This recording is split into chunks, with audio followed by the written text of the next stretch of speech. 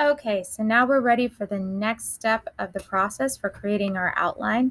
I know this feels like a lot of steps, but I want to remind you that if your outline is solid, your paper is almost guaranteed to be a home run, so it's worth taking the time. This is where we take the evidence collection and move it to the outline format. The first step of this is going back and refining the evidence that you've collected.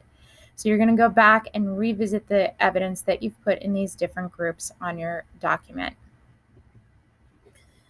So what we're going to do here is go through the steps with the sample paper, second area of focus about hours worked by children.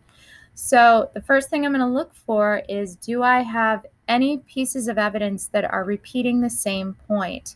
There's no need to do this. You want to choose just one source to do something. So looking at this list, ideally, you can identify where we've got a repetitious piece of evidence. Where are the ones that are saying essentially the same thing?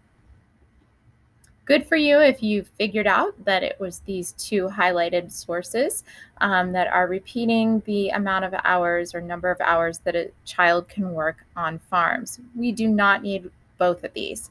So then the next question becomes, which one do I get rid of? Take a moment, consider what we have, and think, if this was your paper, which one would you eliminate? Kudos to you if you got rid of the one from source 7.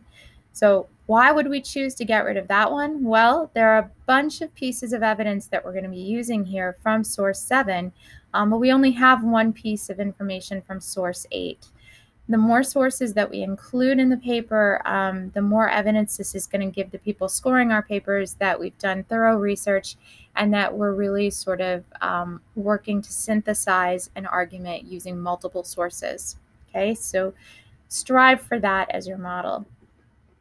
Okay, the next step that I need to go through is to figure out which pieces of evidence fit together. So ultimately, an area of focus may have multiple paragraphs within it. You want to group like pieces of evidence that are sort of establishing the same sort of point.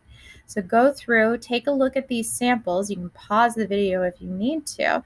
And can you determine which one of these is repeating or rather developing the same point? Okay, so look for the